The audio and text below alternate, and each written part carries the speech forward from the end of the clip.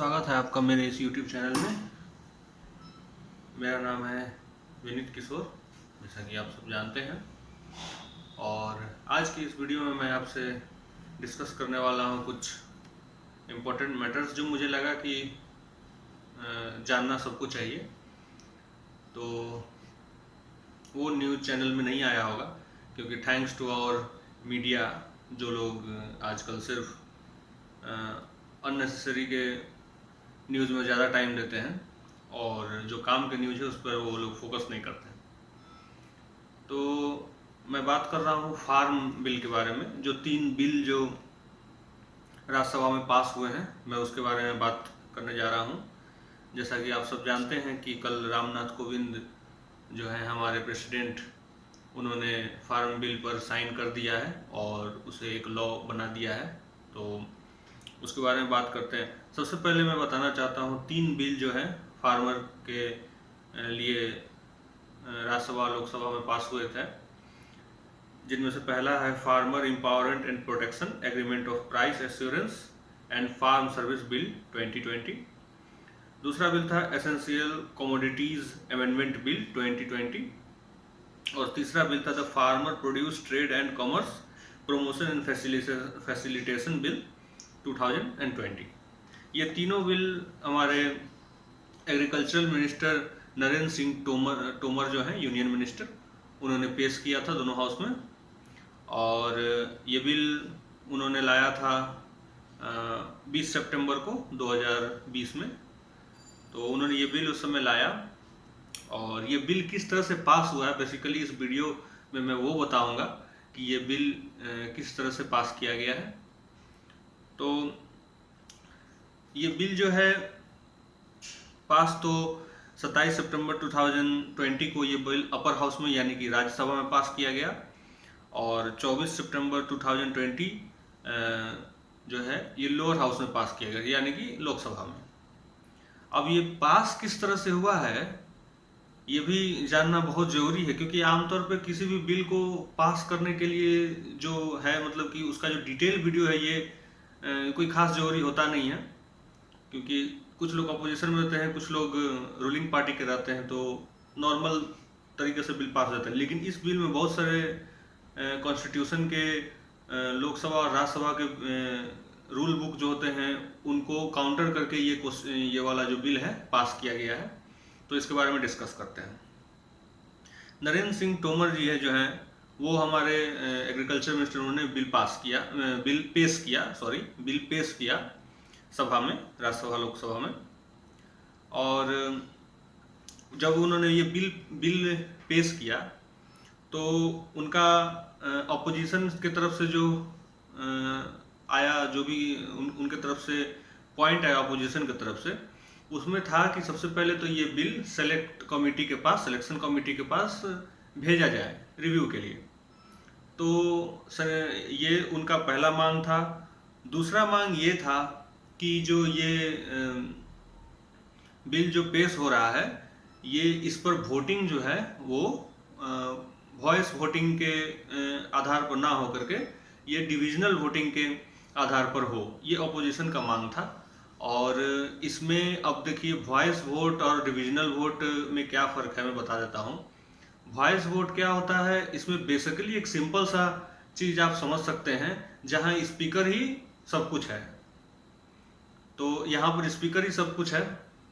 जैसे कि स्पीकर अपने आप को बोल सकते हैं कि कभी कभी लगता है अपुनीच भगवान है, तो ये स्पीकर के मामला है। अब जैसे कि कोई भी वॉइस वोट में क्या होता है, जिनका साउंड ज़्यादा है ये मेजोरिटी में यूज किया जाता है। जब बहुत लोग फॉर में होते हैं, कुछ ही लोग अगेंस्ट में होते हैं, तो वॉइस वोट का यूज किया जाता है। टाइम कम लगता है, ये अनरिकॉर्डेबल होता है, ये रिकॉर्ड नहीं होता है। तो कोई चीज़ पर सपोर्ट करना है तो आय और नो, आय मतलब यस, नो मतलब नो। तो ज़्यादा लोग आय बोलते हैं तो इसका मतलब है स्पीकर को ज़्यादा वो लाउड सुनाई दिया, जो लाउड सुनाई दिया तो वो बिल पास कर दिया जाता है। तो ये वो था। दूसरा है इसमें क्या है कि अगर एक एमपी भी, अगर एक सिंगल एमपी अगर सभा में बैठे हुए वो लोग अगर वो कह दिए कि नहीं, जो वॉइस वोट है ये नहीं होगा, हम लोग डिविजनल वोट देंगे। डिविजनल वोट मतलब कि ये एक इलेक्ट्रॉनिक मीडिया होता है, वहाँ पर इलेक्ट्रॉनिक डिवाइस दिया जाता है सब लोगों को, जो लोग वोट करते हैं वो वोट रिकॉर्ड होता है। तो अपोजिशन पार्टी का अगर कोई भी एमपी अगर बोल देता है कि नहीं हम डिविजनल वोट करेंगे, रिकॉर्डेड वोट करेंगे, तो विदाउट एनी क्वेश्चन स्पीकर जो है, लोकसभा के स्पीकर हैं या फिर राज्यसभा के स्पीकर हैं, उनको वॉइस वोट ना करा करके डिविजनल वोट कराना पड़ेगा। ये मैंडेटरी हो जाता है। तो ये नियम के बारे में बात कर रहा था। अब क्या हुआ, उस दिन ये बिल पेश हुआ। बिल पेश होने के बाद अपोजिशन वालों ने कहा कि हमें डिविजनल वोट कराना है। अब डिविजनल वोट कराना है तो स्पीकर जो थे, हरिवंश नारायण सिंह जो स्पीकर थे, उन्होंने कहा कि आप लोग अपने सीट पर जब तक नहीं बैठेंगे तब तक डिविजनल वोटिंग हम नहीं करा सकते हैं। तो लेकिन ऐसा कोई प्रोविज़न नहीं है। पहले भी बहुत सारे बिल ऐसे पास हुए हैं जिसमें सब लोग बाहर आगे निकल करके आ चुके हैं अपने सीट पर से, और वापस से अपनी सीट पर जा करके बैठ करके फिर से डिविजनल वोटिंग हुआ है कई बार। तो ये कोई पहला नहीं था। तो स्पीकर साहब का कहना था कि नहीं, ये तरीका नहीं है, आप लोग अपने सीट पर बैठिए उसके बाद होंगे। लेकिन सीट पर बैठने का जो बात हुआ, तो ऐसा कोई प्रोविजन नहीं है कि एक बार सीट पर से आप बाहर निकल गए तो फिर वापस जाके बैठेंगे तो डिविजनल वोट नहीं होगा। क्योंकि बिल जबरदस्ती का पास करना है तो आप ऐसा कर सकते हैं। अब अपोजिशन डिविजनल वोट के लिए जब पूछें तो डिविजनल वोट उनको नहीं दिया गया, और नहीं दिया गया, जिसके आधार पर उन्होंने बॉयकॉट करना चालू किया, स्लोगन्स चालू किए। और उसके बाद राज्यसभा का जो आपका 2-3 मिनट का जो 2-3 सेकेंड का जो म्यूट वाला वीडियो आ गया कि राज्यसभा का जो चैनल है वो लाइव चल रहा था, 2-3 मिनट उसको बीच में म्यूट कर दिया गया। तो इस टाइप का सब चीज़ हुआ। और उसमें एमपी डेरेक ओब्रायन जो टीएमसी के सांसद हैं, वो ले जा करके बुक को ले जा करके वो दिखा रहे थे, रूल बुक, कि आप ऐसा नहीं कर सकते हैं, आप बाईपास नहीं कर सकते हैं उसको। आपको जब कोई एमपी, वो रूल बुक में लिखा हुआ है, अगर कोई एमपी चाहता है कि नहीं हमको डिविजनल वोट कराना है तो किसी एक एमपी के कहने पर ही डिविजनल वोट कराना पड़ेगा। लेकिन वो लोग बोले कि नहीं, ऐसा हम लोग नहीं करेंगे, जो कि बहुत गलत हुआ, वो कॉन्स्टिट्यूशन के खिलाफ था।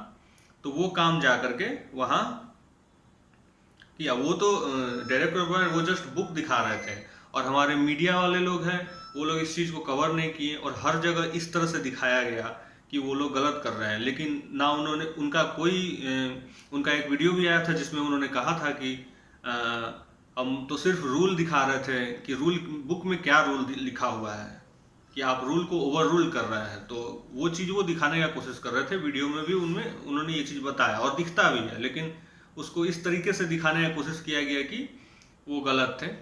खैर जो भी है, उसके बाद इतना होने के बाद फिर बिल पास कर दिया गया वॉइस के ही थ्रू।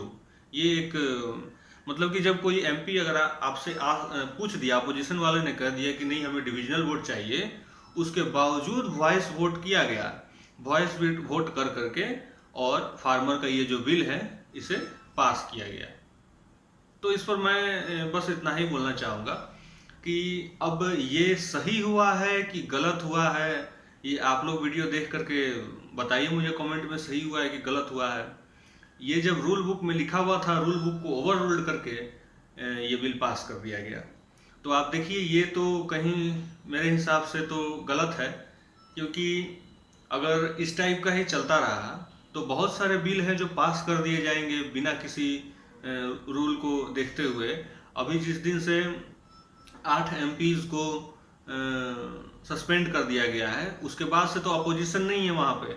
अपोजिशन नहीं है तो जिस दिन से अपोजिशन को सस्पेंड किया गया 8 एमपी को, उसके बाद से तो वहाँ तो 15-16 बिल पास हो चुके हैं राज्यसभा में बिना अपोजिशन के। तो जब अपोजिशन ही नहीं है